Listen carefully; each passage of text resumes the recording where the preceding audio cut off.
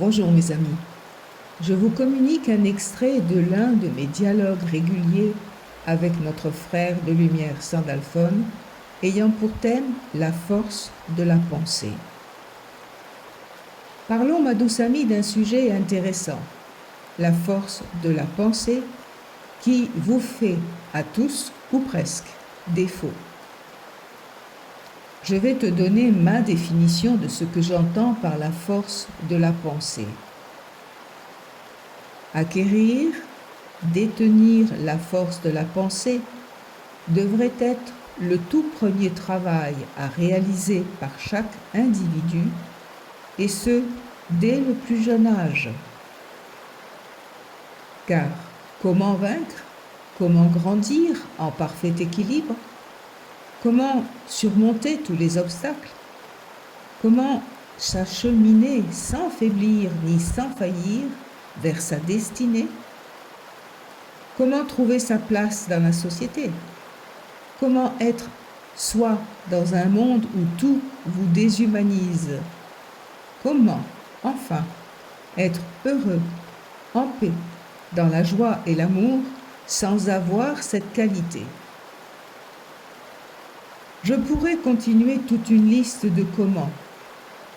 Et revenons-en à cette aptitude qui consiste à rester imperturbable, à rester serein, centré, fort de ses convictions sur leur bien fondé, déterminé à aller jusqu'au bout de ses projets, de ses rêves, même les plus fous, de ses idées, même les plus étranges. C'est par cette aptitude que l'homme se hisse au-dessus de la mêlée, au-dessus des turpitudes et des imbroglios de toute nature. Mais comment l'acquérir? Il existe plusieurs méthodes et plusieurs conditions. Grand A. Visualiser la réalisation de son idée, de son projet, de ses désirs. Grand B. Être certain que rien ni personne ne pourra faire avorter votre idée, votre projet. Grand C. Ne jamais douter de soi, de ses capacités, de ses aptitudes, de sa réussite. Grand D. S'aimer peut-être plus que tout. Grand E. Avoir la certitude que c'est déjà arrivé, que le succès est là, qu'il est même mérité et qu'il ne peut pas ne pas être demain devant sa porte. Grand F. Enfin, être ambitieux, être volontaire, être même égocentrique.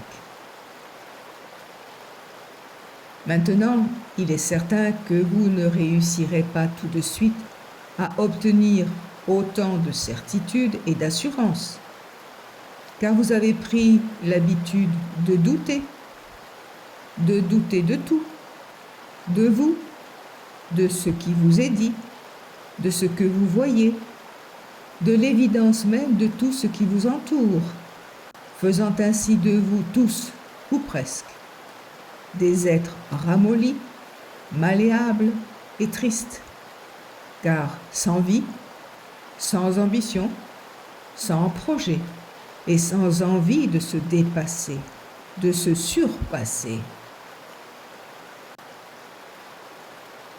Seulement, comment changer, me diras-tu?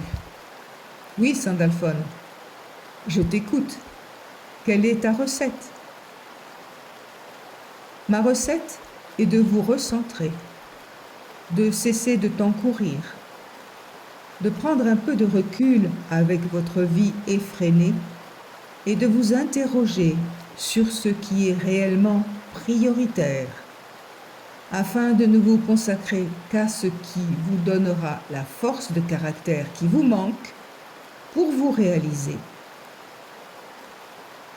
Toutefois, attention, vous aurez un combat à mener chaque jour, et plus avec vous-même qu'avec ceux qui vous entourent, car changer ses habitudes, sortir de son train-train bien rodé, Dire non, alors que vous avez toujours acquiescé, seront des défis quotidiens à relever.